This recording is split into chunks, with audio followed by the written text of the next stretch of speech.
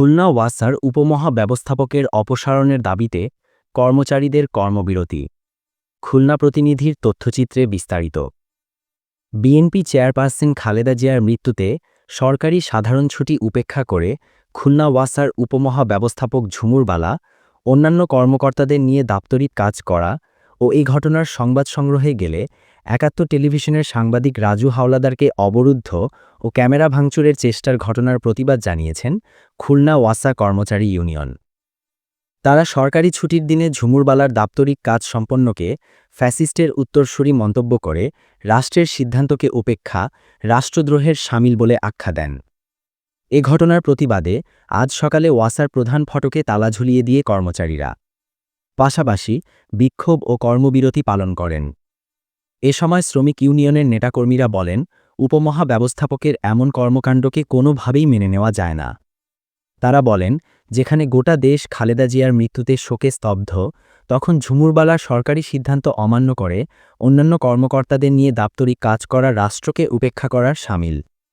বক্তারা ৭১-এর সাংবাদিক রাজু হাওলাদারের উপর হামলা ও তাকে অবরুদ্ধ করে রাখাকে স্বাধীন সংবাদপত্র মত প্রকাশের ক্ষেত্রে অন্তরায় বলে অভিহিত করেন। আমি এই বিষয়ে তীব্র নিন্দা জানাই, তীব্র ক্ষোভ আমার ভিতরে কাজ করে যে সাংবাদিক আমাদের ভাই, এই সাংবাদিকদের নিয়েই আমাদের পথ চলা।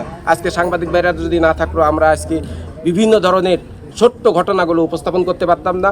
গতকালকে তারা সত্য ঘটনাকে উন্মোচন করার জন্য তারা আইসে যে লাঞ্ছিত হয়েছে, ডিপার্টমেন্টেরকেও ধিক্কার জানাই এবং আমি ব্যক্তিগতভাবে এই ডিপার্টমেন্টের ধিক্কার জানাই। শোকে বিহ্বল দেশনেত্রী বেগম খালেদা জিয়ার জানাজা যখন চলছে তখন এখানে ভুরিভোজের আয়োজন করা হয়েছে, এখানে দুর্নীতিবাজদেরকে প্রমোশনের ব্যবস্থা করা হয়েছে, এখানে ফ্যাসিবাদের দোষর ছাত্রলীগের ক্যাডারকে এখানে পিডি নিয়োগে দেওয়া হয়েছে রেজাউল ইসলামকে, তারা গতকালকে অফিস করেছে। এটা তীব্র নিন্দা এবং প্রতিবাদ জানাচ্ছি। এবং গতকালকে সাংবাদিকদের যে অবরুদ্ধ করে রাখা আছে, এর আগেও সাংবাদিকরা যখন আমাদের অসায় দুর্নীতি নিউজ করতে আসে সেই সাংবাদিকদেরকে হেনস্থা করা হয়েছে। এটা তীব্র নিন্দা এবং প্রতিবাদ আমরা জানাচ্ছি। বাংলাদেশের সকল সরকারি বেসরকারি স্বায়ত্তশাসিত প্রতিষ্ঠানে এবং বাংলাদেশি মিশন সময় জাতীয় পতাকা অর্ধনিয়মিত থাকার ব্যাপারে আমরা এই যে গেজেটটা পেয়েছি, ওই আমরা বাংলাদেশে যে গেজেট পেয়েছি সেই অনুযায়ী নির্দেশনা ছিল। তবে কালকের বিষয়টা আমি যেহেতু ছুটিতে ছিলাম, আমি এই ব্যাপারে আর মন্তব্য করতে চাচ্ছি না। আমাদের ব্যবস্থাপনা পরিচালক স্যার আসবেন মিটিং শেষ করে রোববারে, আপনারা স্যারের সাথে। কর্মবিরতি চলাকালীন ওয়াসা শ্রমিক ইউনিয়নের নেতাকর্মীরা ওয়াসা ভবনের ভেতর বিক্ষোভ মিছিল করেন। এ সময় ঝুমুরবালার দ্রুত অপসারণ দাবি করেন তারা।